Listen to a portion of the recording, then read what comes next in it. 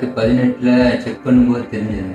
2018 வேற ஒரு ஹாஸ்பிட்டலில் செக் பண்ணோம். அதில் வந்து பார்த்துட்டு இது முடியாது, இது ரொம்ப இதாகிடுச்சு, அதனால் பண்ண முடியாதுன்னு சொல்லிட்டாங்க. ஒரு 4-5 ஹாஸ்பிட்டலில் போய் பார்த்தோம். இங்கே வேலூர் சிஎன்சி போனோம், ஜிம் ஆஸ்பத்திரி, நிறைய ஆஸ்பத்திரி போய் பார்த்தோம். ஆனால் ஒன்றும் வேலை தான் நடக்குது. ரொம்ப போக ரொம்ப சிக்காயிட்டேன். ரொம்ப உடம்பு சரியில்லாமல் போய் வயிற்றுல நீர்லாம் கட்டி வயிறு உலகம் எல்லா பக்கமும் போய் நீரை எடுக்கிறது 10 நாளைக்கு ஒரு தடவை நீர் ரொம்ப கஷ்டப்பட்டேன். ஒரு இட்லி சாப்பிட்றதே பெரிய விஷயமா இருக்கும் அப்பெல்லாம். இப்போ லிவர் டிரான்ஸ்லேஷன் பண்ணதுக்கப்புறம் நல்லா சாப்பிட்றேன், நல்லா என் வேலையெல்லாம் என்னால் பார்க்க முடியுது. இன்னொன்று டாக்டர்ஸ்க்கு தான் நன்றி சொல்லணும். ஏன்னா என் டாக்டர்ஸ் தான் எனக்கு எல்லாமே பண்ணி சொல்லி கொடுத்தாங்க. அவங்க சொன்ன மாதிரி கரெக்டாக ரிவ்யூ கரெக்டாக வந்தேன்.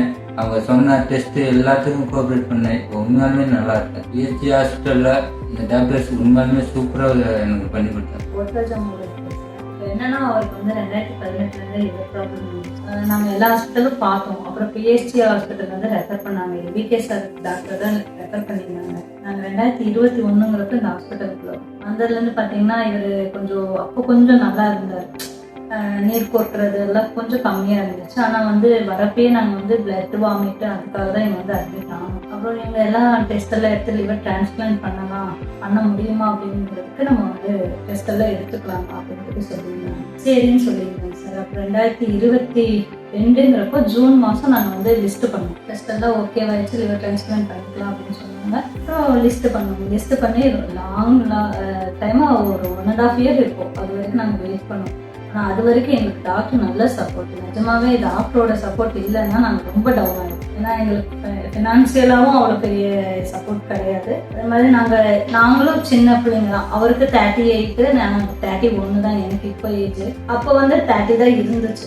அப்போ வந்து ரொம்ப டவுனாக தான் இருந்தோம். அப்போ எங்களுக்கு 2 பசங்க இருக்கிறாங்க. நாங்கள் டாக்டர் நல்லா சப்போர்ட் பண்ணாங்க. அந்த 2 குழந்தைங்களுக்காக ஒரு அப்பா வேணும் அப்படிங்கிறது தான் நான் டாக்டர்கிட்ட ரொம்ப இது பண்ணேன். மேம் ரதி மேம், அப்புறம் ஜோசப் சார், கிருபாகரன் சார் எல்லாருமே நல்லா சப்போர்ட். அவங்கள surgical team, Joseph sir, Kirubakaran sir, Manoj sir எல்லாம் சர்ஜிக்கல் டீம். ரதி மேம் வந்து எங்களை ஃபர்ஸ்ட் ஹாஃப்லேருந்து நல்லாவே ட்ரெயின் பண்ணாங்க.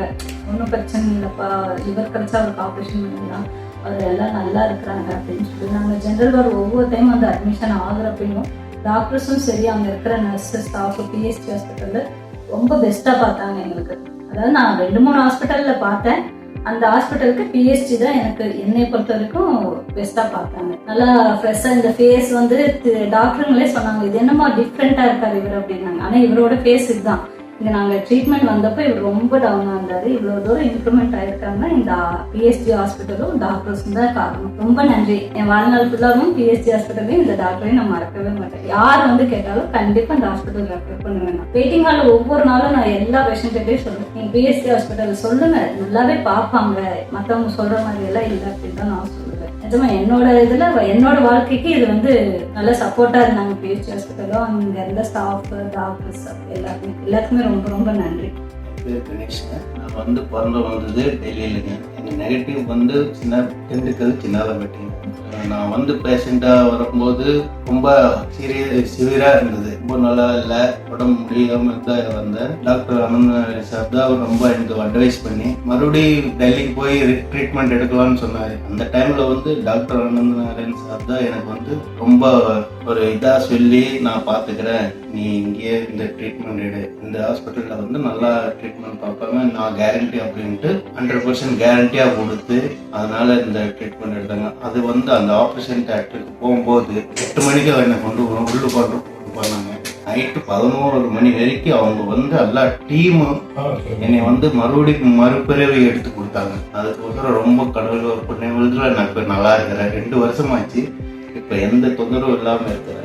ஹார்ட் பிரச்சனைக்காக நான் வந்தது வந்து இங்கே வந்தேங்க. ஹார்ட் பிரச்சனையில் வந்து என்னோட வால் வந்து ஒன்று வந்து சுருங்கி இருந்தது. அந்த இதில் வந்து ஒரு 10 ஸ்டெப் வச்சாலும் என்னால் கெஸ் வாங்கி ரொம்ப தொந்தரவாக இருந்தது. இப்போ அந்த டைமில் வந்து ஜாயிண்ட் ஆகும்போது இப்போ தான் சார் தான் எனக்கு வந்து ஒரு டைமில் வந்து 2 ஸ்டெப் எடுத்து வைக்க முடியாமல் இருந்தேன். அதுக்கு வந்து சார் எனக்கு ரொம்ப ஹெல்ப் பண்ணி இந்த ட்ரீட்மெண்ட் எடுத்து 11 மணி நேரம் அவங்க ரொம்ப போராடி என்னை கோகுலாஷ்டமன்னைக்கு கிருஷ்ணர் பிறந்ததுனாலே அந்த டைம்ல என்னை பிறக்க வச்சாங்க. ரொம்ப கடவுள் புண்ணியில் அவங்க ரொம்ப காட்ஃபாதராக இருக்கிறாங்க எனக்கு.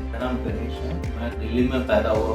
मेरा नेगेटिव जो है दिंडकल चिन्नाला में है। अभी मैं रहता हूँ तिरपुर में। अब मेरे हार्ट पेशेंट में आया था मैं, और हार्ट वाल्व मेरा इतना बिगड़ गया कि 10 कदम भी मैं रख नहीं सकता। उस टाइम मेरा 2 कदम जाने से मेरे को मतलब सांस फूलता था, और एकदम बहुत खराब टाइम पे आया था। मेरा सर आनंद नारायण सर डॉक्टर ने मेरे गॉडफादर जैसे हैं, उन्होंने मेरे इतना एडवाइस करके मेरे को 11 घंटे के लिए उन्होंने मेरे को वो अच्छा करा। अभी इतना 2 साल में इतना बढ़िया रह रहा हूँ। और पीएचजी हॉस्पिटल जो है, जो भी बंदा आएगा अपना बढ़िया होकर निकलेगा।